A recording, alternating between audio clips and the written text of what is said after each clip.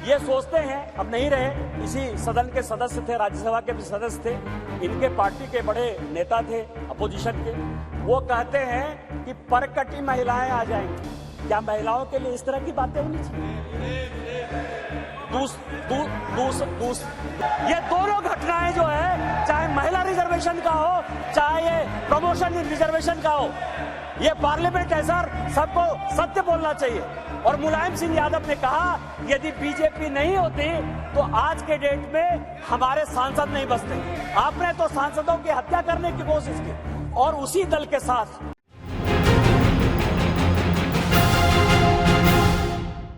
बोल रही थी, तो मुझे लग रहा था कि वो राजनीति से ऊपर उठकर बोलेंगे, क्योंकि वो अपोजिशन की आवाज थी। मैं उनका सम्मान करता हूं सर। इस महिला रिजर्वेशन के लिए जिन महिलाओं ने पार्लियामेंट के अंदर और पार्लियामेंट के बाहर सबसे ज्यादा आवाज उठाई, वो बंगाल की गीता मुखर्जी थी और भारतीय जनता पार्टी की सुषमा स्वराज थी।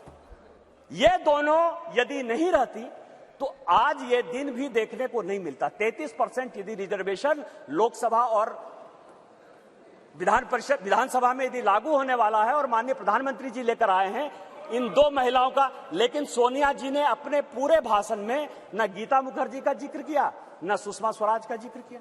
यह किस तरह की राजनीति है? अपना क्रेडिट लेना चाहती हैं कि हमारा बिल है। ये बिल आपका नहीं है, आप जो बिल लेकर आए वो गलत बिल है। और यदि इसके लिए किसी ने आंदोलन किया तो वो गीता मुखर्जी है, वो सुषमा स्वराज है। आपने ये नहीं बोलकर इस महिला बिल में भी राजनीति करने की कोशिश की। और आज का पूरा क्रेडिट जो जीता वो सिकंदर, जो गोल मारता है, यहाँ बंगाल के लोग बैठे हुए हैं, जो गोल मारता है उसी के नाम से गोल मारा जाता है। माननीय प्रधानमंत्री जी गोल मारने को तैयार हैं। ये भारतीय जनता पार्टी का बिल है और ये माननीय प्रधानमंत्री जी का बिल है, आपको ये मानना पड़ेगा। दूसरा सवाल है कि इनके जो अपोजिशन के लोग हैं सर, जो 26 पार्टियों का इंडी गठबंधन बना है, इसमें आप समझिए इनकी भावना कैसे है, महिलाओं के बारे में ये कैसा सोचते हैं? ये सोचते हैं, अब नहीं रहे, इसी सदन के सदस्य थे, राज्यसभा के भी सदस्य थे, इनके पार्टी के बड़े नेता थे अपोजिशन के, वो कहते हैं कि परकटी महिलाएं आ जाएंगी। क्या महिलाओं के लिए इस तरह की बातें होनी चाहिए? दूसरी बात जो है, ये दूसरे नेता जो है 2011 में मैं अध्यक्ष जी आपको दो कहानी बताना चाहता हूं और ये वर्षों से मेरे मन में था। इस पार्लियामेंट में 2 बार संजोग से मैं 2009 में सांसद बनकर आया, अनुराग ठाकुर जी से लेकर राजनाथ जी सबों के साथ काम करने का मौका मिला सर। 2011 और 2013 में 2 भयंकर घटना हुई इसी बिल में। 2011 में जब 2010 में ये बिल पास हो गया राज्यसभा में, और जब यहां 2011 में जिसको कि ये लागू नहीं करना चाहते थे बिल लेकर आए, और जब बिल उधर से इंट्रोड्यूस हो रहा था तो इन्हीं के सहयोगी दल के सांसदों को इसी कांग्रेस ने इसी बिल में पीटा सर। 2 बिल था, एक महिला रिजर्वेशन का 2011 में और 2013 में प्रमोशन इन रिजर्वेशन। और प्रमोशन इन रिजर्वेशन में मैं जब बात करूंगा तो ये पूरे के पूरे बेंच खड़े हो जाएंगे सर। यहीं वी नारायण स्वामी बिल को पेश कर रहे थे, समाजवादी पार्टी के यशवीर सिंह, शेड्यूल कास्ट थे सर, ये कहते अधिकार की बात, शेड्यूल कास्ट शेड्यूल ट्राइब की बात करते हैं सर। यही यशवीर सिंह यहां पार्लियामेंट में उस तरफ से गए, वी नारायण स्वामी का उन्होंने बिल खींच लिया।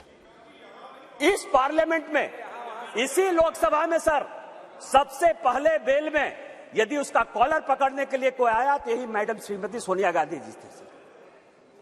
और नीरज शेखर वहां खड़े थे, मुलायम सिंह यादव बाहर थे, और मैं वहां से कूद कर टेबल पर आया और मैंने कहा कि आप यहां की तानाशाह नहीं है, आप यहां की रानी नहीं है, इस बेल में आप मारपीट नहीं कर सकती हैं। और इनके जो इतने लेफ्टिनेंट थे, बिलास मुतेबार से लेकर सबों ने उनको पीटा। ये दोनों घटनाएं जो है, चाहे महिला रिजर्वेशन का हो, चाहे ये प्रमोशन इन रिजर्वेशन का हो, ये पार्लियामेंट है सर, सबको सत्य बोलना चाहिए। और मुलायम सिंह यादव ने कहा यदि बीजेपी नहीं होती तो आज के डेट में हमारे सांसद नहीं बचते।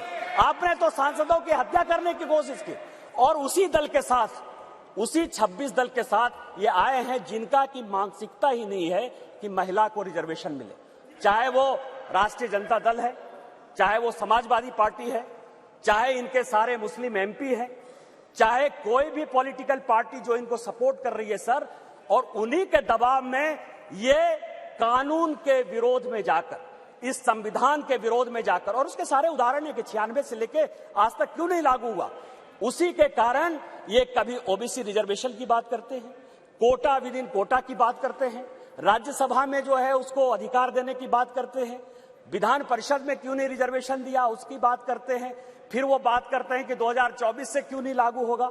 इनको सब कुछ पता है, ये देश संविधान से चलता है।